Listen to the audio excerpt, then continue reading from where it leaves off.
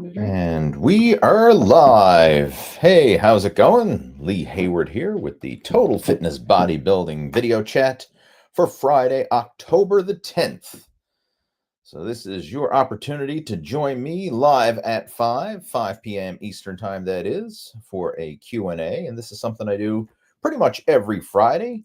Go live at 5, answering your questions and topics of discussion related to fitness and nutrition, health and wellness, any specific challenges that you may be dealing with when it comes to getting in your best shape, building muscle, losing fat, when it comes to diet, nutrition, training, supplementation, injury prevention, or working around all the challenges that life tends to throw at us when we try to make improvements. Because that's something that's it always happens. It never fails, right? You could have the best intentions, the best plan, but for some reason, life has a way of throwing curveballs and challenges and obstacles your way.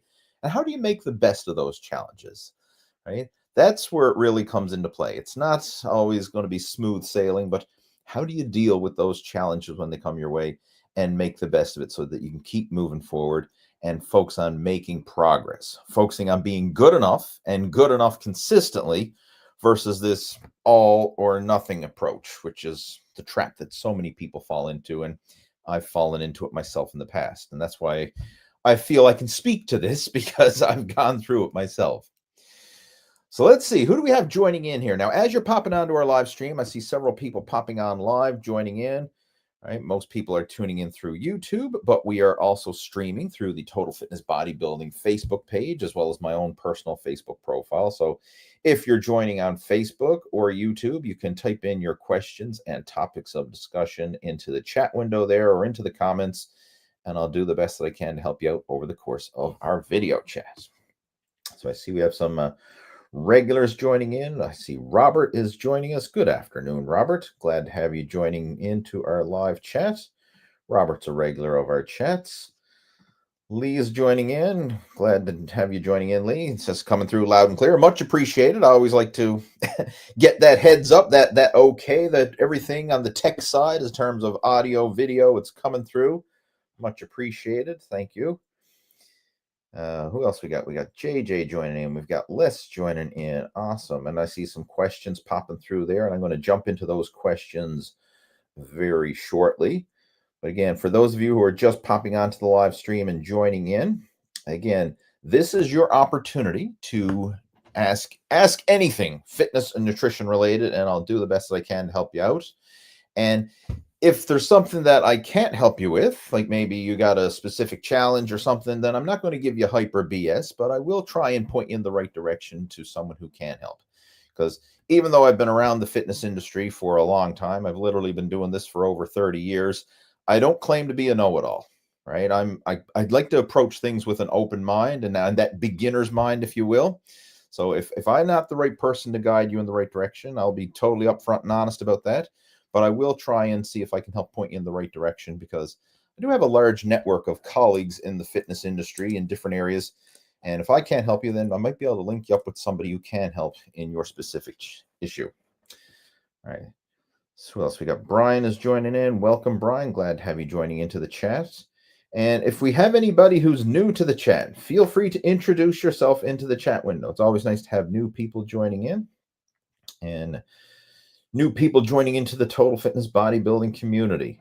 And I also want to let you know that over on the Total Fitness Bodybuilding Facebook group, this is a free group where you can interact and chat throughout the week. So it's kind of like a bridge the gap between our Friday Q&As. I mean, this is always nice to do, have these Friday live at 5s, but through the Total Fitness Bodybuilding public group there on Facebook, you can chat, ask questions, share what you're doing as far as workouts, get some feedback and insights from other guys who are going through it as well as myself. I mean, I'm popping in on the group, chatting and interacting on a daily basis. So if you're not already a member over on the Total Fitness Bodybuilding Facebook group, consider joining us. All you have to do is head on over to just do a search for Lee Hayward's Total Fitness Bodybuilding on Facebook, and it should pop up there.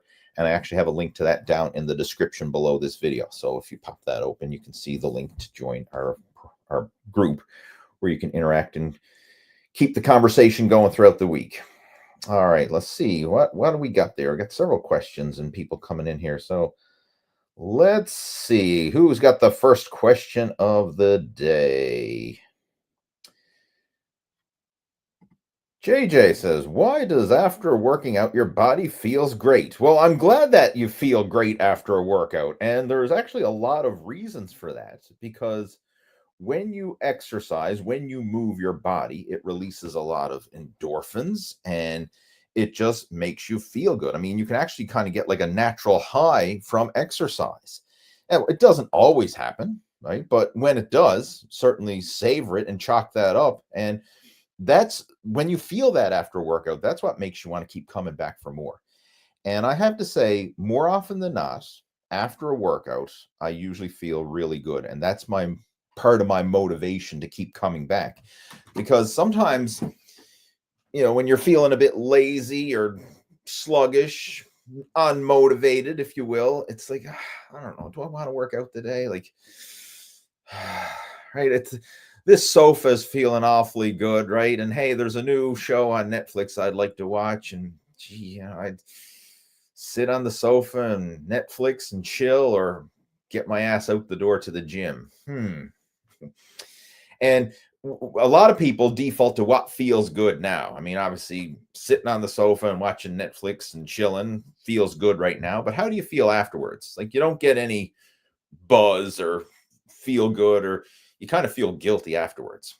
But going to the gym, even though it might not feel good right now, once you get there and you start moving and the body is, you get a sweat worked up and the endorphins start flowing, you actually feel good. And very often after the workout is when you feel the best and you get that sense of personal satisfaction that you did something good for yourself. It's like putting a deposit into your health and fitness bank account, right? Whereas Netflix and chill, that's taking a withdrawal from the health and fitness bank account, right? So we want to put some good deposits in there so you get a return on that investment. And mentally, very often you feel better about yourself for overcoming that challenge and doing it.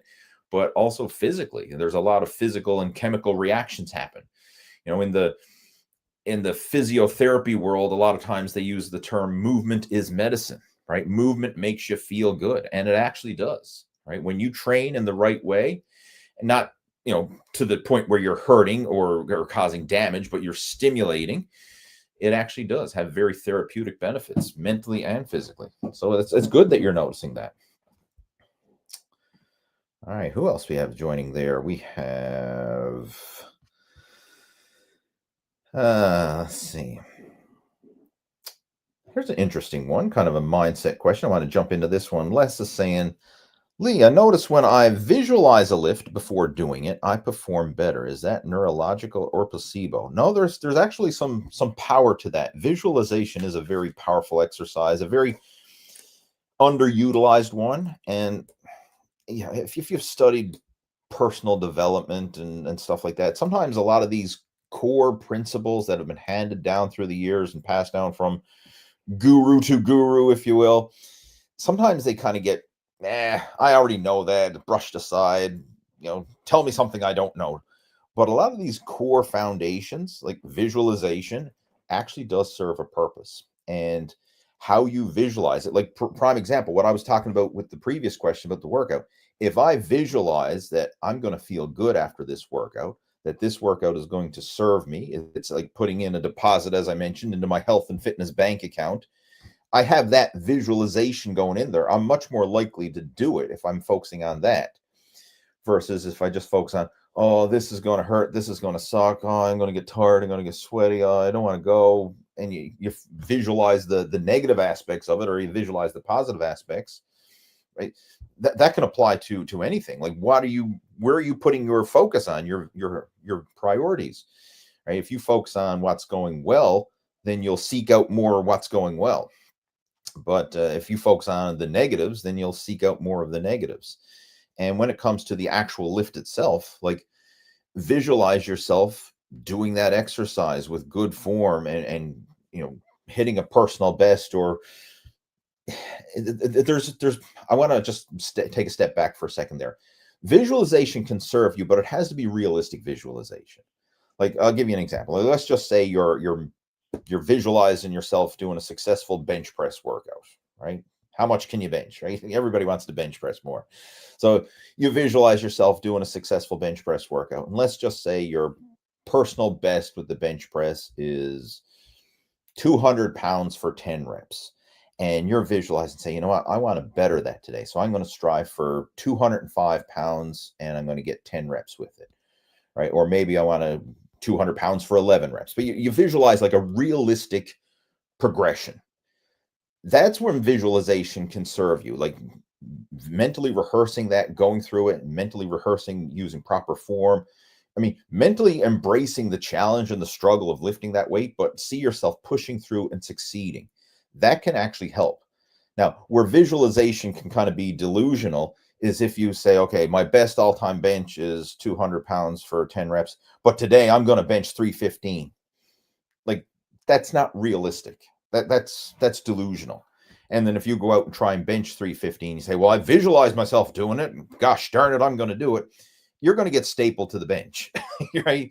You're going to unrack that weight. If you can even get it out of the rack, right? You're going to unrack it and it's just going to be like a stapler, right? You're going to be pinned to the bench, crying for help, right? That's not helping anything. Like, you use visualization to serve you, but it has to be realistic and it has to be something that is within your means, right? Like, sometimes people get delusional and think, well, I'll just positive think my way to success. And yeah, there's a fine line to where it can be effective, and then a fine line where, okay, this is just an injury waiting to happen because you got your head into the clouds, right? So use it as a tool, but it actually does have a purpose for sure. It's not just a placebo effect. I mean, it's and even if it was a placebo effect, however you look at it, if it's helping you get results, who cares? I think in the greater scheme of things, like, you see this in the the pharmaceutical world all the time. Okay, we'll compare the sugar pill to the actual pill. Sometimes, people taking the medication or taking the sugar pill, they still see improvements. So maybe those improvements, the placebo effect or the visualization effect, thinking, hey, I'm going to take this and it's going to help me. I mean, who cares where the progress comes from as long as you're seeing progress, right? So you can look at it that way as well. But I honestly believe that there is, when you mentally rehearse something, it helps you to perform better. And I very often do that for a lot of things. Like, it, how deep you go to it depends on what it is that you're doing, but it's nice to have a positive outlook on what it is that you're trying to achieve before you actually go in there. I think that will certainly serve you. But yeah, it's a good awareness on your part to notice that. I got a question there from Robert. Let's see. The classic. If you could only do one. It seems like every week I get a similar question to this one, but in this case, it's, if you could only do one back exercise, which would you choose? Just wondering. And my answer pretty much is always the same, because thankfully we don't have to limit ourselves to just one. And if you look at the back, especially the back, it's such a complex muscle group because there's multiple functions to the back. We have rowing, we have hip hinging, like deadlifting or back extensions. You have shrugging, you have overhead pulling, you have pullovers, and all kinds of different variations of those exercises. So there's not one do all be all exercise for the back, right? Like, because it is such a complex muscle group. And to kind of put it in perspective, like, let's just flip it around and say, like, what if you could only do one exercise for your entire front torso, what would that be? Well, then you could say, well, in that front torso, I have my chest, pecs, I've got my abs, I've got my delts. Like, there's a lot of muscles in the front of the torso. When you look at the back anatomy, there's a lot of muscles there. You've got traps, you've got rhomboids, you've got lats, you've got rear delts, you got spinal erectors. Like, you're not really going to nail all of that with just one exercise, right? So from a practical point of view, I'd like you to broaden your horizon here and think, like, I don't have to do just one exercise for the back. But seeing you asked, I can give you some of my favorite back exercises, and hopefully that will help. And to answer this, think of what it is that you're trying to build, right? Obviously, you want to do some sort of rowing exercise. That's one of the primary functions of the back, right? To do a row. So a horizontal row, that could be like a barbell row, a dumbbell row, a cable row, or some sort of row machine, a T-bar row, etc. It's the same movement pattern. So obviously, you want to get some sort of row in there. You also want to get some sort of an overhead pull, right? Like a lat pull down, or if you're strong enough, a pull up. Both are very similar, but which one you choose really depends on your individual strength and fitness level. Generally speaking, people who are lighter and fitter can do pull ups. People who are heavier or not as fit probably can't. Like a pull up is a very advanced exercise. And to do it with good form is another level entirely. Because I mean, a lot of people in the gym can probably do pull ups, but they're not good pull ups. I think of like a CrossFit kipping pull up, or just heaving and swinging and jerking to try and get your chin over the bar. That's not necessarily a good, slow, controlled mind muscle connection exercise. It's just trying to move your body from point A to point B. So if your pull ups look more like that, you'd probably be better doing a pull down, like some sort of lat pull down, where you can lift within your means and use good form and really get that mind muscle connection, and focusing on stretching and squeezing the muscles with each repetition. And that's a mindset I want you to have with all your back exercises. Think of stretch and squeeze, especially for rows and pull downs. Those movements particularly, take it through that full range of motion so that you feel the muscles stretch out when your arms are extended. And then as you're bringing your arms in, rowing in or pulling down, think of squeezing and contracting all those muscles and getting that mind muscle connection, because the back is one of the hardest body parts to develop that mind muscle connection, because it's out of sight, out of mind. Like you can't see your back, whereas you can see most of the muscle groups in the front of your body. Like if I'm training arms, I can look down and I can see my arms. Or if I'm training chest, I can, see the chest. Or if I'm training legs, I can see the legs, whether I see it in the mirror, I look down and I can see them. Like, for example, if you're doing like a leg extension, you can look and you can actually see your legs flex and contract. Actually seeing the muscle working helps to develop that mind muscle connection. But if you can't see it, then you have to rely on that feeling, that kinesthetic awareness. And this is something that a lot of people have trouble developing. So really focusing on squeeze and stretch with each repetition, that's going to make a huge difference for back development. So what else? Okay, we talked about rows, overhead pulls. Next one, you want to do some sort of back extension or hip hinge. So a deadlift, a hyperextension, something along those lines. That's going to work the spinal erectors of the posterior chain. And then to also complete a back workout, you could add in shrugs and rear delt work, and even something like high rows or face pulls to really target those areas as well. So if I'm doing a complete back workout, that's what I would include. I would include all those different elements for a good overall back workout. And as far as saying like one is better than the other, well, if you have a particular weakness, like maybe you have really good back thickness, but you don't have much width, then maybe you want to focus more on like pull downs and things that are going to work more of that lat width. If you got a lot of width and you don't have a lot of thickness, then maybe you want to incorporate more rows and deadlifts and things like that to help build up some more of that thickness. Or if your rear delts and upper back are lagging behind, maybe you want to prioritize those exercises. But again, there's not just a one size fits all, covers all bases, right? Again, it's like saying, what one exercise would cover the entire frontal torso. You can't, because there's multiple muscle groups in the front torso, just like there's multiple muscle groups in the back. It's just, for some reason, we just classify the back as the back. Like we don't say, hey, I'm going to train my front today. It's usually, I'm going to train chest, I'm going to train abs, I'm going to train shoulders. Like you break down the front into all these different muscle groups, but for a lot of guys, they just, the back. Because it's back there. I can't even see it. I'm just going to train whatever's back there. Right? And they don't give it the focus that it should have, but you really want to break it down and thinking of all those different areas: lats, rhomboids, spinal erectors, rear delts, traps, all the key areas of the back. Hope I know it wasn't I didn't directly answer your question, so I didn't give you what you want, but hopefully I gave you what you need in order to build a bigger back. Right? Sometimes that's the purpose of coaching is, not necessarily giving people what they want, but giving them what they need to actually make progress. All right, let's see what else we got. We have Neil joining in. Says, "Hello, Lee. I'm curious about how to become a pro bodybuilder. Do you need a license for that or documents?" Great question.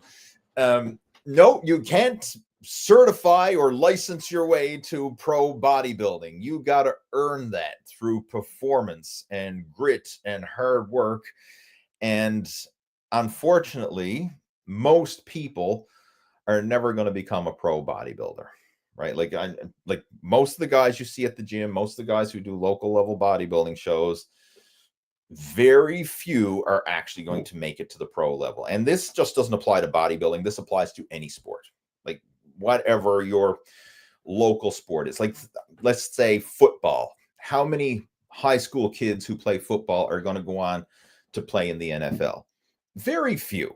Now, some will, of course, but percentage wise, it's very few. Or how many kids play hockey?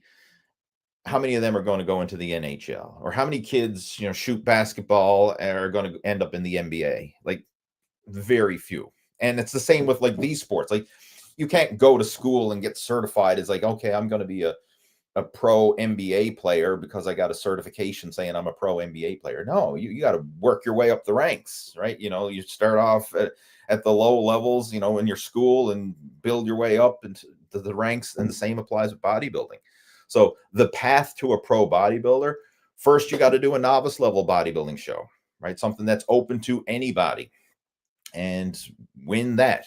And then you would usually compete in it depends on where you live and how big the bodybuilding federation is. Because for us personally, like here in Newfoundland, the way the bodybuilding federation works, our provincial show is also a novice level show. So anybody can enter the provincials, but the overall winner at the provincials and also the weight class winners would qualify then to compete at nationals. And then at the nationals, you have to basically win the nationals. Now, some other places might have like novice and then, your state or regional state level, or it depends. So usually like it's just like a local novice show, and then there would be a bigger local show, and then you would have like state or regional show. Then there'd probably be like a national level show. And generally speaking, you have to win the nationals in order to qualify for a pro card, right? That's generally how it works. That's very hard to do because each time you step up to the next level of competition, it gets harder and harder. And I've seen this over and over again where some people could compete on the local level and dominate the local scene. Like everybody's like, holy smokes, like there wasn't even any competition. Like just went out there and blew everybody away. Clear winner at the local level, and then go up to the national level and not even crack the top 10. Right. I've seen that happen over and over again because it's a big wake up call. And then once you go from nationals to international or world championships and stuff like that, then it's like that wake up call all over again. But bottom line, you have to either win the nationals or some high level competition like that in order to become a pro bodybuilder. Now, I'm not saying this to discourage you or whatever, but I'm saying to put a dose of reality in there. Because when I was young and started off, I had the dream of, I want to be a pro bodybuilder. Like even before I did my first novice level show, in the back of my mind, right? I mean, I was 17 years old at the time, senior in high school, hopes and dreams of the future and full of piss and vinegar. I was like, I'm going to be a pro bodybuilder. And as I started competing and, seeing how I really stacked up on the local and regional level, that's as far as I went. I don't have the genetics for pro bodybuilding, right? And honestly, I'm not willing to do what it takes to become a pro bodybuilder. I mean, I know Instagram and social media and magazines and stuff sometimes glamorize it, but personally, it's not an envious lifestyle. And I've just from talking to people who are professionals in multiple areas, like any sport, sometimes as you work your way up the ranks and it becomes more of a business than a hobby, it takes the fun out of it. And it's amazing how many top level super successes, whether it's in sports or athletics or whatever, I mean, in different areas, you hear that. I mean, the higher up they go, sometimes the less fun it becomes because there's more stress. And now the placings determine whether you're going to put food on the table versus just having it as a cool hobby. And there's all the stress from sponsors and promoters and things like that. And you're not just doing it for you anymore, right? There's a lot more stress and responsibility as you work up the pro ranks. Now, some people love it, some people thrive off it and everything else, and kudos to those who do. But personally, I just know that it's not a lifestyle that I would want. I like enjoying the sport as a hobby, and I really don't want to take it any further than that. I want to keep that fun, enjoyment, and not having the stress over, you know, being, the perfection mindset or trying to always take things to the next level, right? But anyway, that's the general rule of thumb. And what you could do, the best thing, talk to like your local bodybuilding federation. I mean, you can just go on Google and search for it, like wherever you live, bodybuilding, see what competitions are coming up, see what novice level shows are coming up, and start there. If that's something you're interested in, start there. But again, to answer your question, you don't go and become a certified pro bodybuilder, like a certified personal trainer. Like you don't go and do a weekend certification course or some online home study course and now I'm a pro bodybuilder. No, you got to earn that through real world results, right? Winning shows. That's what determines if someone becomes a pro. You can't buy your way into a pro bodybuilder or study your way into it.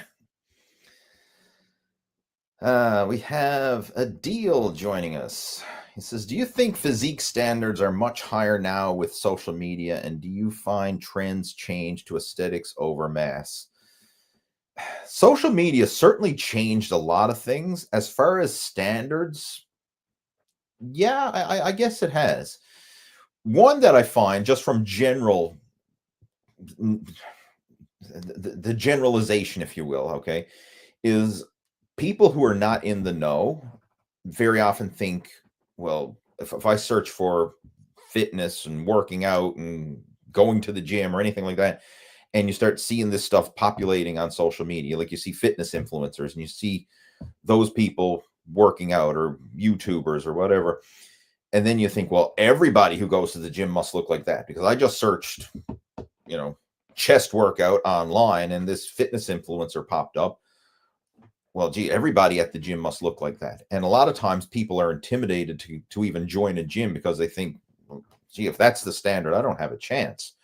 When in the reality, you go to any local gym, right? Go to your local Planet Fitness or your local Good Life or Crunch or whatever, your mom and pop gym. Like, go to your local gym in your area and you're going to see average looking people.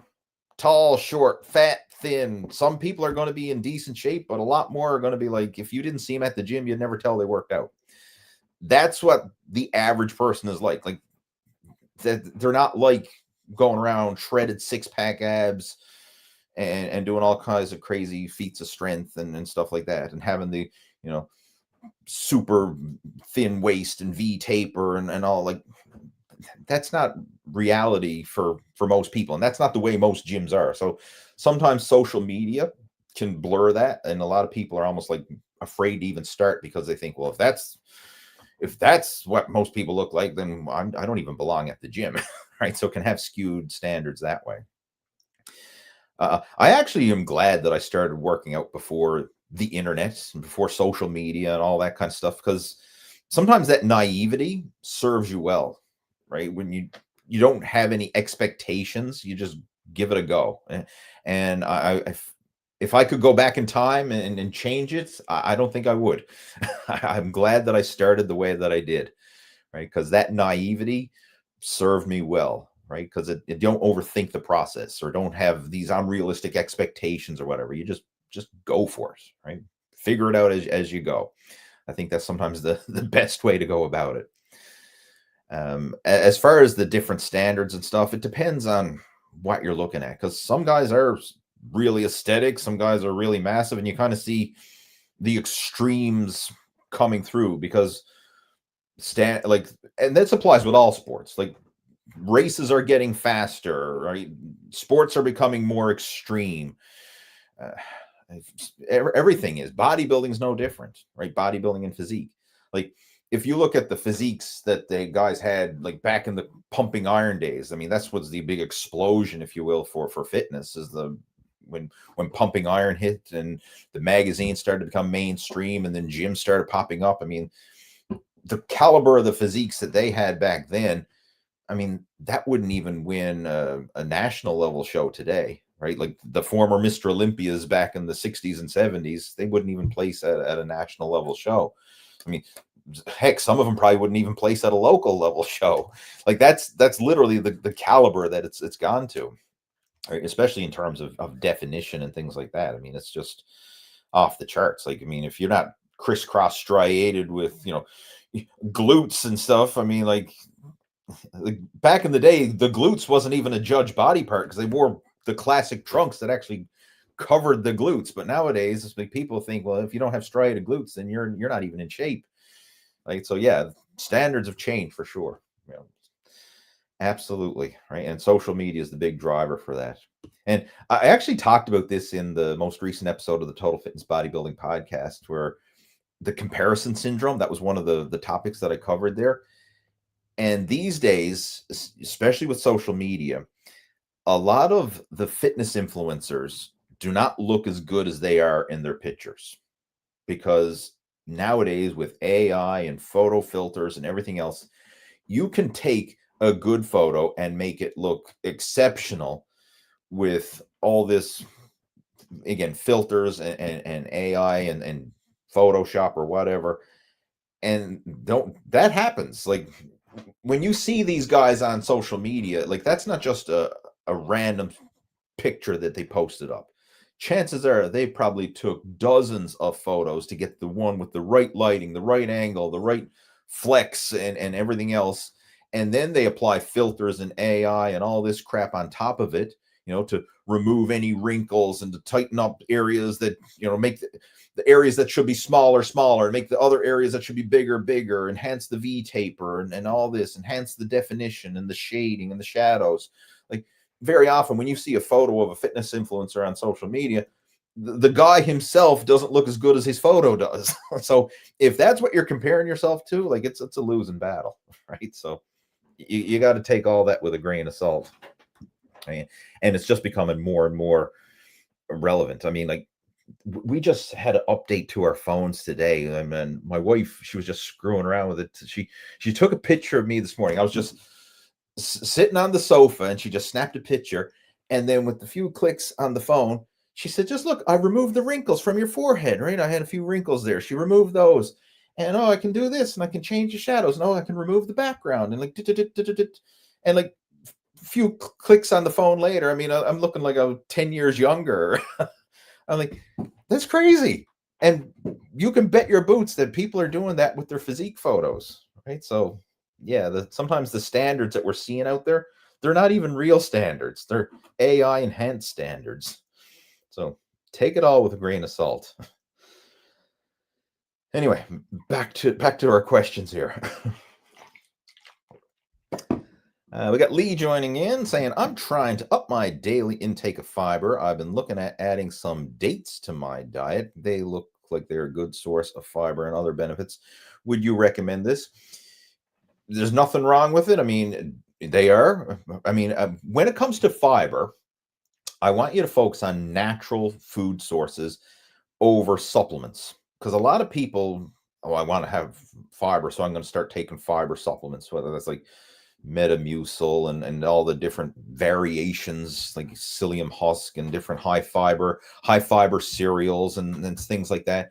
And I'm not saying that it's necessarily bad, but if you're going to try and increase fiber, look at real sources of fiber, your fruits, your veggies, like natural sources. Because what happens is when you're eating real food, fruits and veggies and berries and things like that, all this plant-based food that are high in fiber and phytonutrients and enzymes and good stuff for the body, it gives it in proportion where your body can utilize it, digest it, and absorb it. And then it helps to promote gut health. And there's also other nutritional value along with it, not just getting in pure fiber. Like if you just take a scoop of Metamucil, for example, like you're just getting pure fiber dumped in there. And it's easy to sometimes overdose on the fiber with supplements. And it may actually have the opposite effect. Like a lot of people say, oh, I want that to help me be regular. Sometimes it can actually cause you to be even more constipated. Whereas the fiber you get from fruits and vegetables, it's in a lower dose, spread out with real roughage of the fruit and the vegetable and more water content and stuff like that. And it's just that the body is able to absorb it and utilize it. And it also has other promotion benefits, like promoting healthy gut flora and stuff, because the fiber that you get through fruits and veggies and foods like that, it as your gut bacteria, that's the food that your gut bacteria eats to flourish. So the fiber actually nourishes a healthy gut bacteria. So yeah, absolutely, adding in foods like that. I mean, dates, I mean, I love dates. I enjoy them. They're tasty and delicious. They are calorie dense, I mean, it is a concentrated source of sugar, but they're also portion controlled, right? So I mean, if you're going to add them in, go for it, right? You can certainly do that. I mean, that might be a nice pre-workout snack, like have a couple dates before workout to give you like a little bit of an energy boost, get some carbohydrates into the system there, help to curb your appetite, and so that you can get through your workout with some energy to burn and not feeling hungry. I do that a lot too. Like sometimes if I'm craving something sweet, I'll go for fruits and veggies and berries and things like that versus the processed sources of food. So yeah, that's a great option for sure. I mean, and you can look bigger. I mean, I know you mentioned dates. I mean, again, there's nothing wrong with dates, but you don't have to limit yourself to that. Just think in the broad spectrum of more fruits and veggies and berries in general. What do you think about these military workouts? Can you be more specific? Which military workouts? I've never been in the military. All right. I know people who have, but I've never gone through the military. So I don't have any hands-on experience with a military workout. I've never been through boot camp per se. Now, I'm kind of familiar with some of it, but if you want to elaborate on your question there, Brian, I can certainly come back to it, because rather than me just rambling on about the military or just general workouts, is there something specific that you want me to cover, or a specific workout, or what is it? Right, before I just start rambling on for like 10 minutes, might be totally off course of what you want me to cover here. So I'll give you a chance to elaborate on that one in the comment section there, and I'll come back to that one. What we got there? Can comparing yourself to others or to strength muscle standards be beneficial to see how you're doing overall and tracking your progress in the population? Yes, it can, but I want you to, again, be realistic with this, because a lot of times when we are comparing, you're comparing someone's highlight reel versus your day-to-day grind, right? Like this is the symptom that we see on social media, because generally speaking, if someone's posting on social media, they're posting when things go well, when they have personal bests or victories, or like in the fitness world especially, you'll see sometimes you see people posting fails, right? I mean, you see a lot of that as well, but a lot of times, like I think, like when I pop on Facebook or Instagram or something like that, and if I just start scrolling, you'll see some crazy lifts, like someone squatting, benching, deadlifting, or just doing some crazy gym workouts or whatever, and they're hitting ridiculous numbers, like numbers that there's not a snowball's chance in hell that I would ever think of matching. I mean, I can be inspired by it and like be impressed by it, but I'm not going to try and compare myself to that. Like, prime example, I mean, the other day I seen a video of what's his name, Mitchell Hooper, Canadian strongman, did a kettlebell press with a 203-pound kettlebell, one arm kettlebell press overhead. And I was just like, we got a 203-pound kettlebell at our gym and we use it for like deadlifts.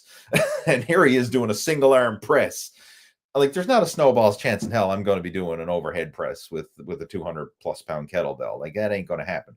But then again, like, he's like, you know, elite strong man, like on another level. So I mean, I was impressed by it, but am I going to compare myself to it? Hell no. Right? I think it's not a fair comparison. Right? It's just like, you know, you might be a Formula One race fan and you love watching Formula One, but you see these guys zipping around a racetrack at, you know, 300 kilometers an hour. Am I ever going to drive 300 kilometers an hour? Hell no, unless I'm in an airplane going down the runway or something. But right, it's like there's no way I would ever compare that. Right, so you can be inspired by it, but I don't. You know, you got to be realistic there as well. I mean, when it comes to comparison, if where I like is like local level competition. Like prime example, like I did a bicycle race a couple weeks ago. Right, it was a local bicycle race. And that's a fair comparison because you can choose the category that you're competing in. And I actually won my division, right? So I did the weekend warrior category, and I was very happy to win that. Now I've done that category in a few other races this year, and I didn't win. So this time around, I finally did win. But it's comparing me to similar level people, right? And I like that when you're competing against similar level people where, you know, if you have a good day and everything goes according to plan, like you could do really well, it makes it more realistic and achievable versus if you go out there and you're competing against people like you don't have a snowball's chance in hell of even being in the same the same performance vicinity. It's not going to be motivating. It might even be discouraging. So if you are going to be comparing, you want to be comparing similar level people, similar age groups, similar, you know, athletic abilities, whatever it is that you're competing in. And that's where I really like the local level competitions because it's fun, there's good camaraderie, and it's that good challenge where you can push yourself, still strive for personal bests. I mean, ultimately the best competition is you versus you, trying to better your own personal bests, but also to see how you stack up against other guys at similar levels and use that as motivation. And I find then you can encourage each other to improve. It's almost like a high tide rises all ships type of scenario. But comparing yourself to like a pro athlete or something like that, you know, that be inspired by it, but you know, that can sometimes backfire and be discouraging, right? Especially if you take it personally.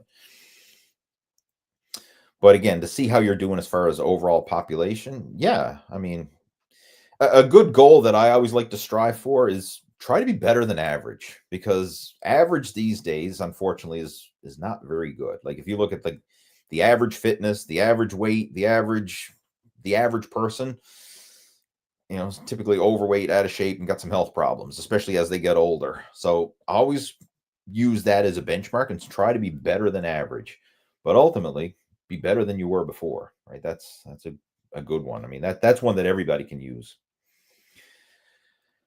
Who else we got there? We got John joining in. Not just John, but Eagle Eye John. Hey, welcome to the chat. Says, just wondering how much calories to maintain my weight. Please. I'm age 51. My height is 5'4". My weight is 154. All right. I would love to be able to say, hey, you're 51, you're 5'4", you're 154 pounds, and put that into some calculator and it's going to spit out, you know, whatever. You need to be eating 2,000 calories a day. But there's so many more variables that age, height, and weight don't tell. First off, what's your activity level? Activity is a massive calorie burner. How active you are can dramatically change your calorie consumption and your caloric needs. Like if you live a sedentary lifestyle, you're going to be more along that basal metabolic rate. If you're very active, whether you have a physically active job or you do a lot of physically active sports and gym workouts, that's going to dramatically increase your calorie intake or your calorie needs, I should say. So it's not just a simple hey, age, height, weight, how much should I eat? I mean, you can Google search it, like literally, or go with Chat GPT it, whatever. Like you can go in there and say, hey, you can ask that exact question to Chat GPT, and it would probably spit you out a generic answer. You could try it and see how it works, but the thing is, with all these calorie calculator formulas, and even if you hired a coach, like it's just an educated guess. It's a place to start. Where the actual coaching would take place is, okay, here's our rough draft. Here's a baseline eating plan or baseline calorie macro targets we're going to strive for. Let's follow that for a few weeks and see how your body responds. And then based on how your body responds is how we're going to adjust it. Like if you want to focus on fat loss or muscle gain or improving athletic performance or whatever, you would literally tweak it as you go in real time. But trying to just get that generic answer right out of the gate, it's rarely ever works. I mean, it'll give you a starting point, but you need to tweak it as you go. And this applies with anything. Like you're not just going to hit a home run out of the park first try. Your first draft, even like thinking of writing a book, for example, like you just write a rough draft and then you get editors and you tweak it and you edit it and you get people to review it and they say, well, this didn't make sense. You got to go back to the drawing board and change this and change that. The same applies with your fitness and nutrition. Like you're very rarely going to hit it out of the park with a perfect program or perfect diet plan or perfect whatever based on your first initial rough draft. It's just an educated guess. And there's all kinds of calorie calculators out there. And simple one I would recommend of literally type that question into Chat GPT and you would get some suggestions. And then you could probably even further it along and say like, hey, this is how active I am. This is my workout schedule. This is what I do for my job or whatever. And it could help you to even refine it even further. But even then, it's just an educated guess because we all have our own individual metabolisms. Like some people can eat and eat and eat and seem like to never gain a pound. Other people, the quote unquote saying is, hey, I look at a piece of cake and I gain 5 pounds. You will see that kind of fluctuation. Like some people just naturally burn more calories than others, right? For hormonal reasons or whatever, right? They just have a faster metabolism. Also, your body composition. Like if someone who has a higher body fat percentage at the same weight is going to burn less calories than someone who has a lower body fat percentage and has more lean muscle on their frame. So this is where like just the height weight calculations are not very accurate. Right? What's the composition of your body weight? That can make a huge difference. And also, the leaner you are, the more efficient your body is, the more efficient your metabolism is, your insulin sensitivity is higher, and all that. So you can process the food you eat at a much greater rate than someone who's overweight, meaning has excess body fat. So again, I just want to unpack the question for you because there is no one size fits all answer to that. Right? But the thing is you can start with a baseline template and then use that as your initial starting point and then monitor it, see how your body responds, and then adjust it up or down accordingly. And that's the basis of fitness and nutrition coaching. Is you start where you're at, see how the body responds, and then adjust it accordingly. And it's nice when you have an experienced coach in your corner. Like when I'm working with coaching students, this is literally what we're doing. And we're doing it on a sometimes day by day or at least week by week basis, right? Adjusting things, like adjusting the workouts in real time, adjusting the nutrition in real time. And on days that you're more active and you're burning more, you can eat more. On days you're less active and you're burning less, you eat less. Like you can play around with a lot of these variables. It's not always just a set in stone, like, oh, I have to eat 2,000 calories per day, every day, no matter what. Like, no, you can adjust that up or down based on all these different variables. All right. Anyway, what else we got there? Let's jump in. We've got Manly saying, what's your take on using the clean and jerk for general fitness or physique goals? Efficient compound training or just unnecessary complexity? Olympic lifting, the snatch, the clean and jerk, I've played around with it and stuff, but I've never implemented that in my own training. I'm more in the bodybuilding style training world, if you will, the fitness gym training world. Like this is more Olympic lifting gym, and you also see some of it in like CrossFit gyms and things like that as well. But ideally, to really maximize those exercises, you want a coach who can teach you the proper techniques, because they're very technical exercises. They're not general, hey, I joined the gym. Let's start off doing, the Olympic lifts, the snatch and the clean and jerk. Like, no, let's start off with some much more basic level exercises. And even when you're getting coached with these exercises, very often they start off with like a broomstick or a piece of like PVC pipe or something. Like they don't even start off with an empty barbell a lot of times, because they want to focus on mastering the mechanics and the technique of the lift and then progress from there. So from a general fitness point of view and physique goals, like for building a physique, you definitely don't need clean and jerk or snatch or the Olympic lifts. And to prove my point, if you look at any pro bodybuilder, like I know we got the Olympias coming up, if I'm not mistaken, the Olympias this weekend, I believe. Yeah. I'm not following along with it. I'm not there, obviously, and stuff like that. But if you look at like pro level bodybuilders, how many of them do the Olympic lifts in their training? Very, very few. Like, I'm next to none.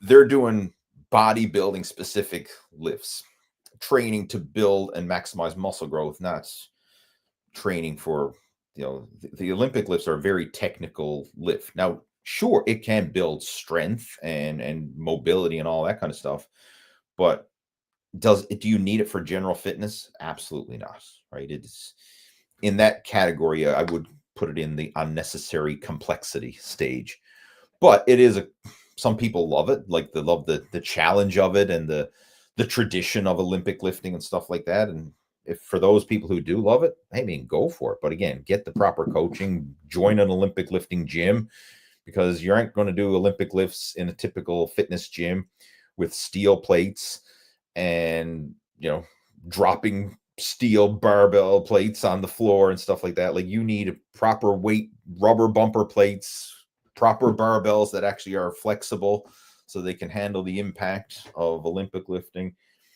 Like there's a lot that goes into it. That's why you don't see Olympic lifters at your typical, regular, fitness gym, right? It's because it's special equipment, special training, requires a special gym, right? It's a, you don't need it from a physique goal point of view. Have you ever supplemented with magnesium? I hear it's good for bodybuilding. Yes, I do supplement with magnesium.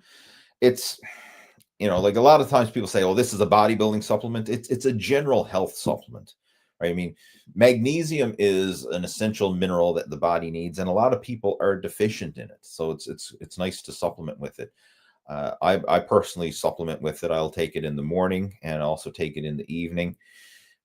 It's just part of my supplement routine. I don't necessarily consider it a bodybuilding supplement. I just consider it an overall health supplement, and using the supplementation as an insurance policy to make sure that I'm covering all my bases. So, I mean, obviously you still try and eat a well-balanced diet and cover your nutritional needs to the best of your ability through food, but there is a high likelihood that you're probably not meeting optimal levels through diet alone. I mean, you're covering levels enough to survive and get by, but is it optimal? Probably not, so that's where supplementation can come into play. And it's just kind of, you view it like an insurance policy to make sure that you're covering all your bases and you're hitting optimal levels. So yeah, I do. Right. It's one of those supplements. It's nice to take it in the evening before bed, because it can help promote relaxation and a good night's sleep. Right. So, I mean, I'll take zinc and magnesium before bed for that reason. Right. But I also take a magnesium capsule in the morning as well with my breakfast. I take my morning vitamins, right? And it's good, especially if you're doing a lot of high intensity training, or you sweat a lot, because like you can sweat out a lot of these minerals in your sweat. And I am a heavy sweater. Like when I work out, I tend to sweat a lot. And I'm also a high sodium sweater. So I'm losing a lot of electrolytes and things. So replenishing those electrolytes, sodium especially. That's the main one. But also making sure that you're getting in adequate magnesium and potassium and these other things can help to optimize your performance, especially if you're the type of person who sweats a lot when you exercise. It's like when I go to the gym, like I'll drench a t-shirt, right? That's common. Whereas some people are not heavy sweaters. Like they'll go to the gym and the t-shirt is almost as dry after the workout as when they started. And when I go for big bike rides, especially if it's hot outside, then I definitely sweat. Like I'll go through, a lot of fluid, a lot of sweat. So I need to constantly be replenishing that during the training. But it can make a big difference, especially if you are a heavy sweater, right? So magnesium and just electrolytes in general, certainly good to make sure you're getting adequate in those adequate sources of those in your diet. What else we got there? Which muscles would you say are most important to develop to make it look like you lift in normal clothes? Upper body, hands down. Like if you're thinking like you just want to look big in clothes, chest, back, shoulders, arms, those are the what you're going to see. And then of course keeping the waistline trim. Like it doesn't necessarily have to be like six-pack abs trim, but you don't want a pop belly, hanging over your belt. That would be the biggest ones. Like the show off muscles would be chest, shoulders, and arms, but also I would include the back in there as well, because even though you don't see your back when you're looking in the mirror, anybody who sees you from behind can tell if you got a muscular, wide V taper back or not, right? So it's basically all the upper body is what's going to really show in normal clothes. Legs, not so much, right? Unless you're wearing shorts, and then even then, it's a lot of times it's just the calves, unless you're kicking it old school and wearing like short shorts, right? Like Magnum PI used to wear back in the day. Right? Anyone remember Magnum PI, Tom Selleck, when he used to be going around, with the short shorts, right? If you wear short shorts, then you can see the thighs. But the way a lot of people going around with like cargo shorts or shorts that are like cut off at the knee or something, you don't even see your quads. So from normal clothes perspective, upper body for sure. And then calves, if you're wearing cargo shorts, or if you're wearing full length pants, then you're not even going to see your calves. So it's all going to be covered up. But from a practical point of view, I mean, I understand where the question's coming from. You want to look like you lift, but I would train for not just the aesthetics, look like I lift. I would train for performance. And I always like to view the body as a whole. Like I don't want anything to stand out or lag behind. You want to train everything as a whole. Like think of it as strengthening the entire body as a unit. Like you don't want any weak links in the chain. I mean, this is a pet peeve of mine when you see a lot of guys say, well, I only work upper body. I don't care about my legs. Like that's going to come back and bite you, because that's going to be a massive weak link in the chain. And when it comes to functional strength, okay, yeah, you might be able to bench press a lot of weight, or you might be, be able to bicep curl a lot of weight or whatever. But when it comes to real world strength, like you need everything. You need back, you need legs, you need it all. You need a strong core. Like it's not just, the show off muscles, the chest and the biceps, right?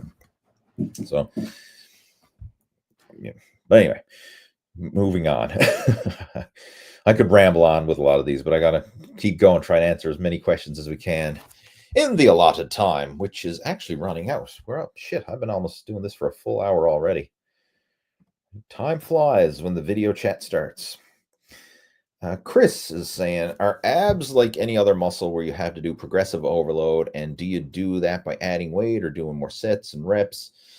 Not necessarily. I mean, there is some truth to it. Obviously, if you get stronger with your abdominal exercises, the muscles are going to develop. So there is a point of progressive overload, but it's not like other muscles, because the abdominals are basically stabilizer muscles for your core. Now, yes, you do want them to get stronger. You want to improve the work capacity there. Like prime example, like if we're doing hanging leg raises, and you start off at the gym on day one, you can't even do a single rep, and then after several months or prolonged period of time of training, now you can bang out multiple sets and reps with good form.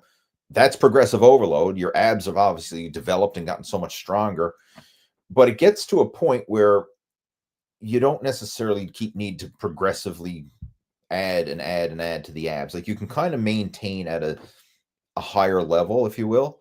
Like nobody's going to do like a, hey, what's your 1 rep max sit up, right? Or like it doesn't go like that, like where you're always chasing more weight or more performance. Like with the abs, a lot of times, and you'll see this like even in professional bodybuilding, they get to a point where my abs are good enough. Like I train them consistently, you know, so I maintain the muscle development and the thickness and the strength and all that.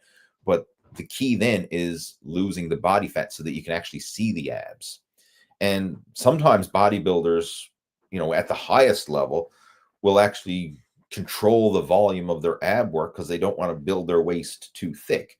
Now, from a practical point of view, building your waist too thick with muscle is not really going to happen for the average person. But when you're looking at like pro bodybuilders who are maximizing muscle growth and they are extremely muscular, it is possible to build the waist too thick with muscle. So a lot of times you'll see top level bodybuilders, they'll still train their abs, don't get me wrong, but they're not training it with the same intensity as they are chest, back, legs, arms, shoulders, the muscles that they actually do want to get bigger and stronger and fuller. They want to keep the midsection tight and compact. So that comes from consistency with the training, yes, but main thing is the nutrition and keeping the body fat extremely low, especially when they're peaking for competition, right? So it comes to a point where once you can do basic abdominal exercises, like you're thinking like your sit-ups and your leg raises and your planks and whatever ab machines at the gym you might like to use. One that we have at our local gym at Omega Health and Fitness, it's an ab coaster.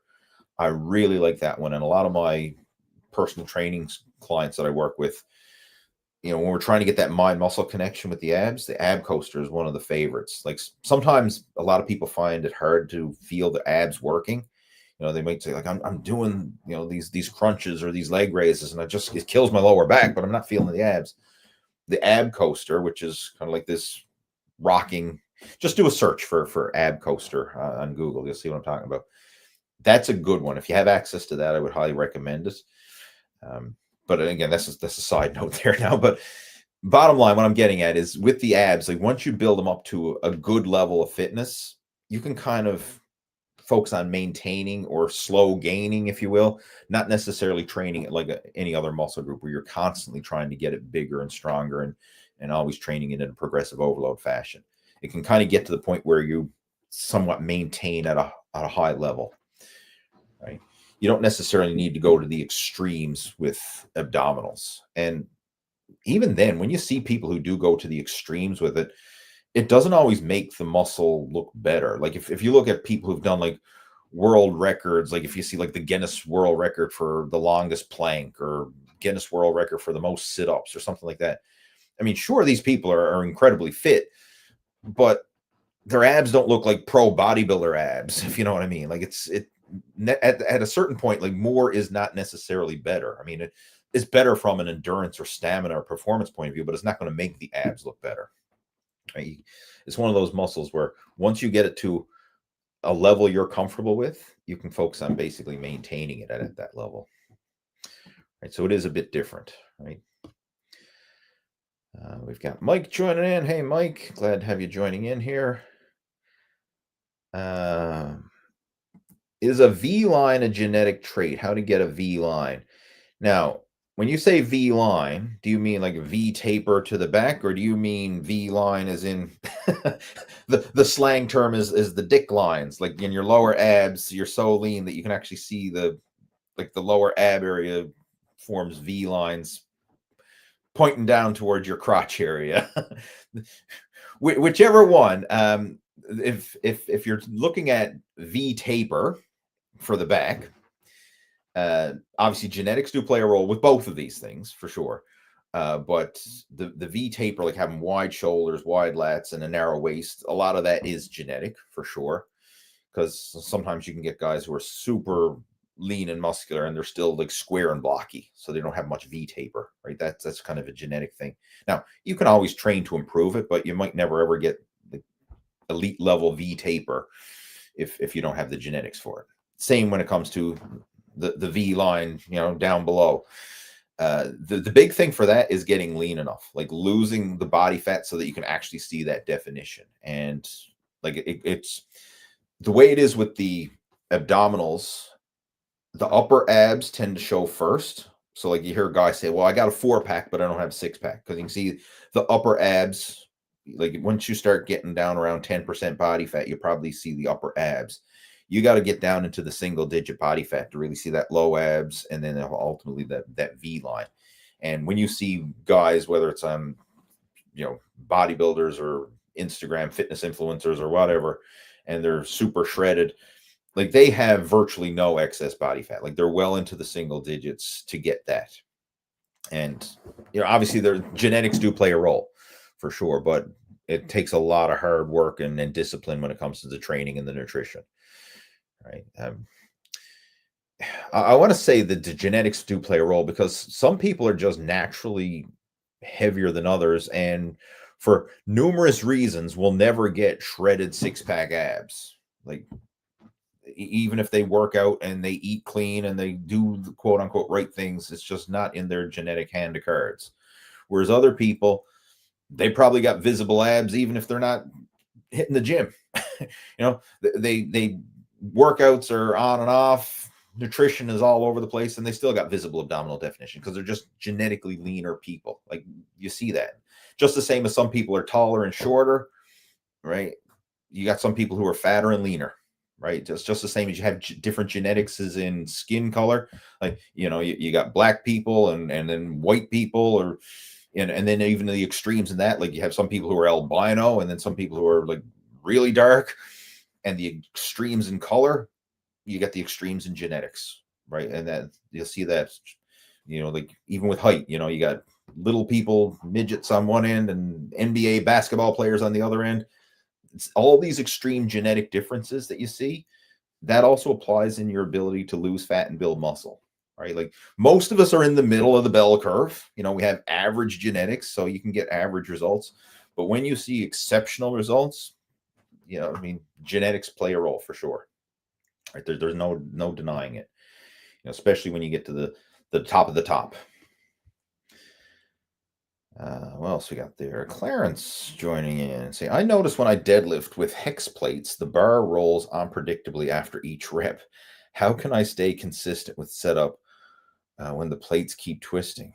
Yeah, I can appreciate that. Now, I don't personally deadlift with hex plates, but I can see that being an issue, especially if you're touching the plates in between reps, because you might hit the flat on one rep, you might hit the corner on the other, and yeah, that can really throw you off. Most, like in a powerlifting competition, for example, they would use round plates. I've never been to a powerlifting competition where they've used hex plates. It's usually round plates. And then again, with powerlifting, it really doesn't matter that much because it's only one rep. But even then, I can't recall going to a powerlifting meet, never seen hex plates, but I know some gyms do carry them. Yeah.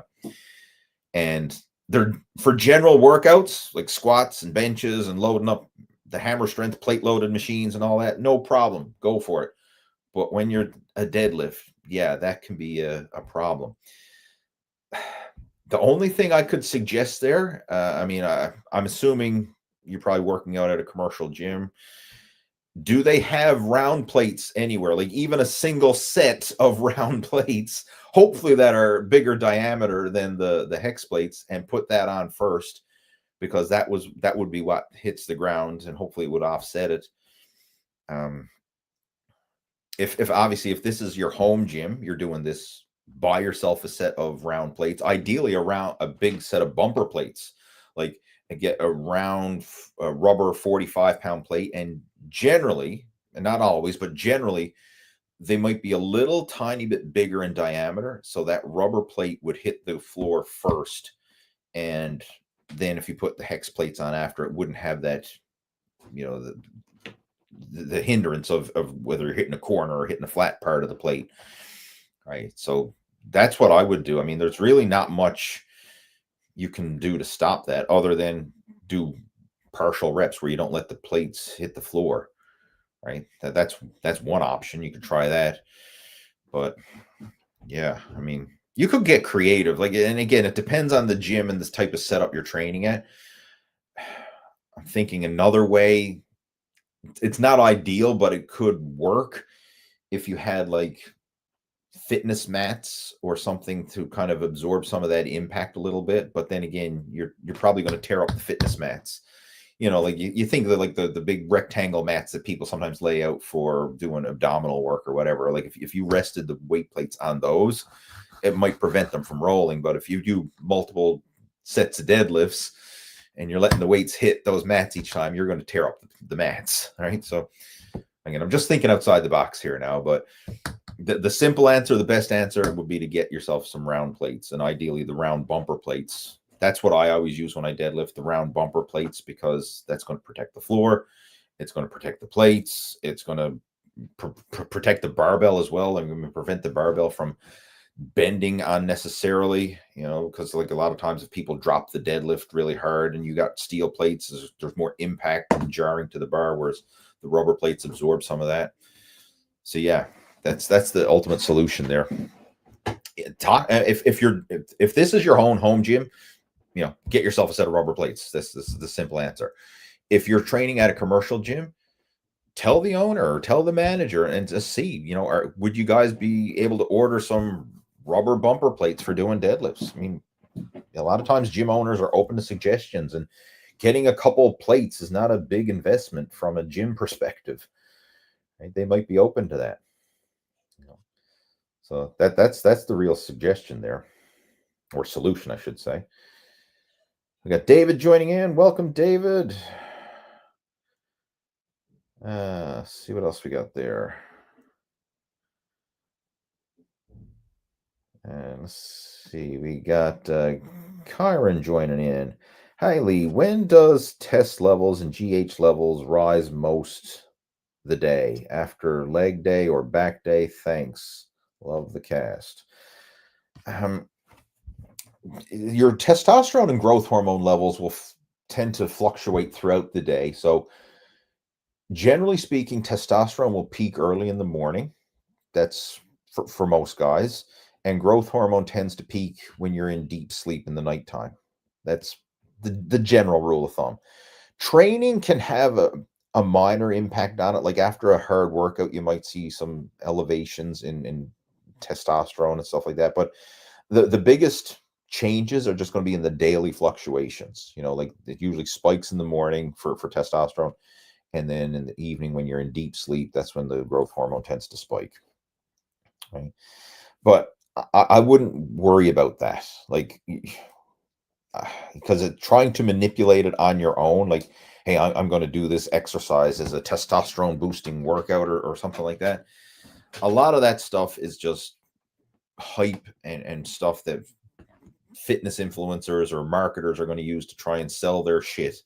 Because as long as you're training consistently and in a progressive overload fashion and all that, like you're going to reap the results. And whatever temporary spike you get in hormones from the training itself, it's not going to make that big of a deal difference, right? As far as, hey, I should work out in the morning because my testosterone's higher in the morning or whatever. Like work out when it fits your schedule and when you can be most consistent, right? If that happens to be in the morning, great. Right? If it happens to be midday or even in the evening, great. You'll see people make it work in all kinds of situations. I mean, for years, I was a night owl. I trained in the evenings and it worked. I got great results. I did most of my bodybuilding competitions and got in my best shape doing evening workouts. Nowadays, just due to my schedule and lifestyle change, with a family and stuff, and I do it in the mornings. Or when I say morning, I usually mean mid-morning. So like Harvey gets up, you get him off to school and all that, and then I might do a few chores or errands or stuff that I might need to do, and then mid-morning go to the gym. Like that's what I did this morning. Right, I got to the gym probably around 10 o'clock or whatever it was. right? So a mid-morning workout is usually when I train most of the time. That's what works well for my schedule. But there's nothing magical about it. Like, that's not going to optimize the hormones or anything like that. It's just, hey, this fits my schedule. It's convenient. I'm going to get her done, right? You find what time works the best for you. That's what's going to make the biggest difference, right? Right. Consistency over intensity. That's the most important thing. All right. We've got Sean joining in. Welcome, Sean. And I cannot read that, but welcome to the chat. Glad to have you joining in. What else we got there? We got Gustavo joining in. Hey, Lee, what bike do you have for road cycling? Do you climb much? I have a Trek Domani as my road bike. It's the a 2023 is when I bought it. I'm not sure the model number of it now, but it's a carbon fiber Trek Domani 2023. That's the one that I have right now.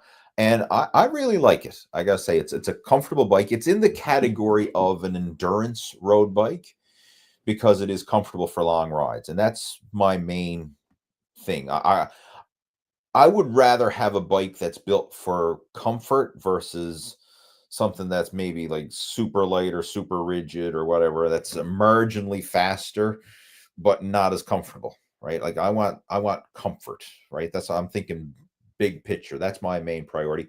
But I still use it for racing. I won my weekend warrior category a couple weeks ago in a road race with it, right? I mean, it's still certainly fast enough to, keep up in a race situation, but it's not categorized as a race bike. It's categorized as an endurance bike. But I like it because it's very comfortable. That's the main thing. And I'm looking at, like, what am I using this bike for? 90+% of the time. And for 90+% of the time, it's just riding for fun, for fitness, for endurance, right? I mean, races are few and far between, right? Yeah. But when the race does pop up, like, I'm not going to have a special race bike or whatever. So I'm not that serious into it. As far as climbing, I live in Newfoundland, so there's a lot of short, steep climbs. It's a coastal area, so it's always up, down, up, down. We don't have mountainous areas where, like, you're climbing nonstop for like an hour plus or something like that. But we have a lot of 5 to 10 minute climbs, if you will, that kind of range. That's so we're up, down, up, down, up, down. So during a typical ride, we can rack up a fair bit of elevation. For anybody who's familiar with cycling, like us, just share, like, a typical ride. If I did a 100-kilometer ride, I could easily get, like, say, 1,500 meters of elevation within that 100-kilometer ride. That's pretty standard around here. Sometimes you might get a flatter route, which might be for us a flat route would be, I did a 100-kilometer ride and got 1,000 meters of elevation. Or it could be really high. Like, sometimes it could be more hilly where you're getting closer to 2,000 meters of elevation. That you'd have to be seeking out the hills for that one, but it is possible for sure. But that's kind of standard. Like 100 kilometers, you're getting over 1,000 meters of elevation. So again, it depends on what your definition of a lot of climbing is. I know a lot of times when people come to Newfoundland, they do comment on, yeah, there's a lot of climbing here. Like, it's not flat roads. It's always up, down, and we do have some good punchy climbs. Like, there's several 10-degree plus climbs for sure, right? That's standard going for. So yeah, that's where the rides can really break up, right? That's where you see the power to weight ratio, and the smaller riders, they can just climb faster. It's just they're genetically built for that. But on the flip side, heavier riders like myself, we descend faster. The only problem is, on a descent lasts seconds, or whereas the climbs last minutes.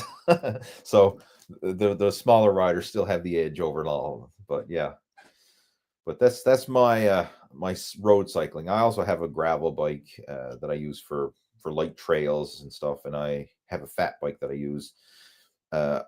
With the fat bike, I like using that in the wintertime. So I put studded tires and get out on the groomed trails and stuff, and it's awesome. So I mean, for me, riding is a year-round thing, but obviously you got to change the equipment based on if you're riding on the road, riding on the gravel, or riding on the snow.